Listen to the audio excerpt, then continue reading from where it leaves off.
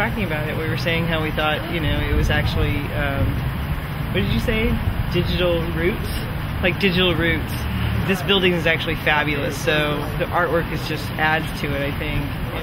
It's fabulous. It's sort of reptilian and in the same sense sort of underwater sea feel, and then this sort of globular liquid kind of thing happening behind it. And we were just really fascinated to how is it happening inside, you know, how's it put together.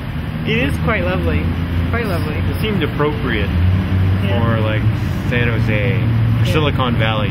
Yeah. This is like the central plant of the digital world. At City Hall, right? City Hall, and it's the roots of the central of the Silicon plant. Yeah. Yeah. Digital plant. So it's really cool.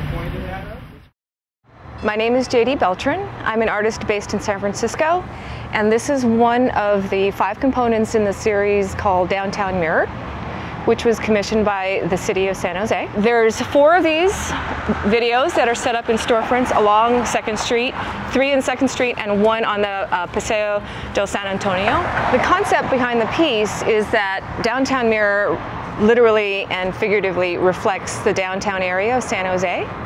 What I did for this portion of the piece was I actually videotaped certain segments of the downtown area on 1st and 2nd Streets, and between like San Fernando and Santa Clara and San Carlos. And then I used that footage and stylized it, as you can see, so it goes in and out of abstraction.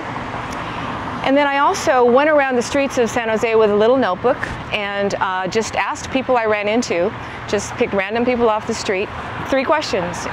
The 3 questions were, what are you afraid of, or what worries you? And the second question was, what makes you happy, or what makes you smile? And the third question was, what were you thinking about before you saw me walk up to you? Exactly what we were thinking about. And so you'll see some of the answers on the subtitles that are appearing. She said, someone just said, what makes me smile? My boyfriend's face. And then I asked them what their first initial and what they did was. So they would leave, you know, they would let me know if they were a teacher or a clerk or an accountant or something. And then what I did here was I actually researched the architecture that used to be in downtown and took footage of that. And then also went to the San Jose Public Library and researched what those answers to those same questions I was asking might be during the past, any time from 1860 to the present. Like, what were people worried about? What made them happy? What were they preoccupied with?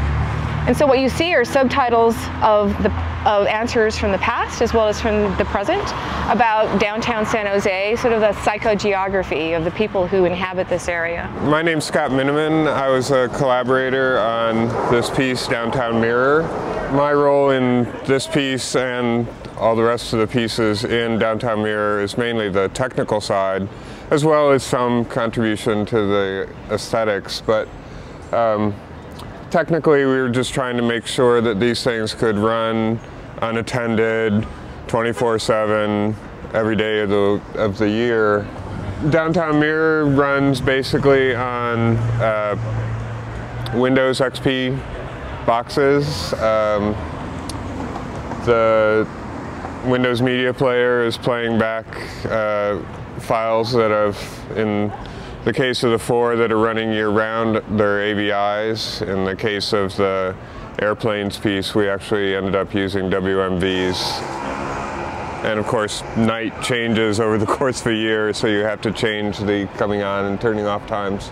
And then you see here, it's morphing back to similar storefronts.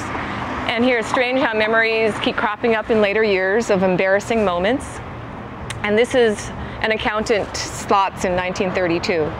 And you'll see from the thoughts that people answered that a lot of the things that people were thinking back in the 30s or even in the 1800s weren't that different, except here someone answered, for example, I'm afraid of getting a job. And in the 1800s, the late 1800s, when I was researching, someone was thinking about making it big, hitting that big strike in a gold mine. This particular piece is one of 4 storefront pieces that's going to be up for a year. They've been up for 6 months already. All of them are in essentially abandoned storefronts, so we kind of walk into this urban pretty rough urban setting in many cases, and are trying to put up something that's both secure and reliable regardless of what the situation is with power and access to the building.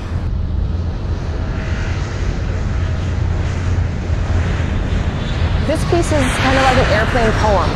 It's a tribute and an homage to the environment of downtown San Jose.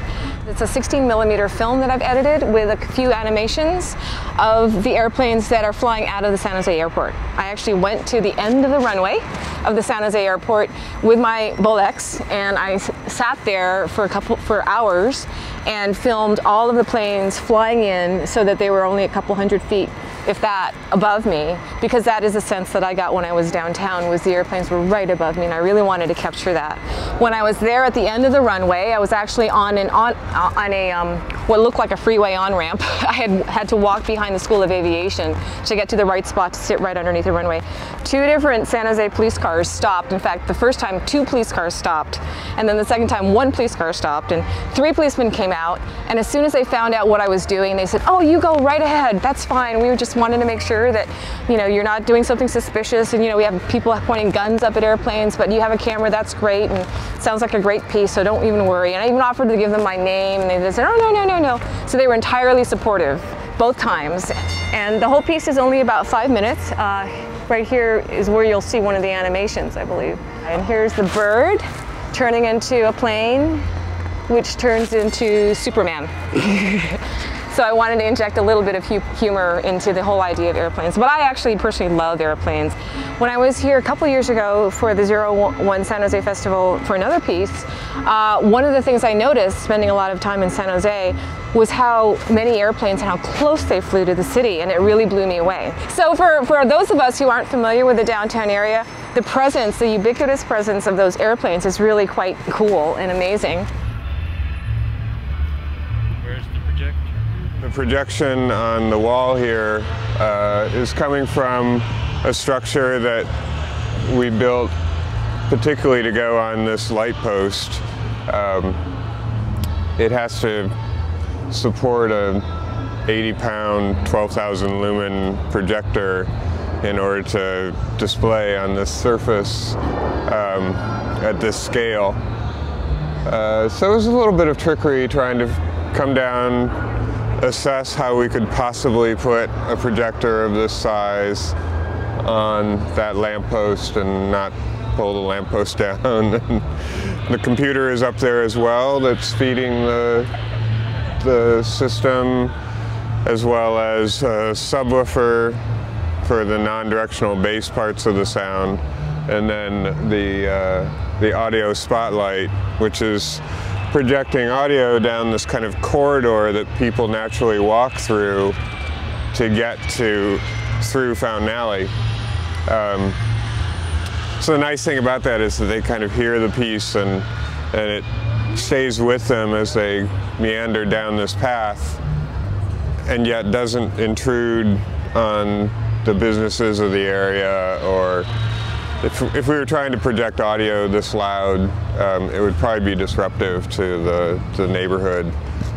So the audio spotlight makes it a more socially acceptable piece, and at the same time makes it kind of a special viewing experience, or viewing and listening experience when you're standing in the right place. It's kind of like you've discovered this little secret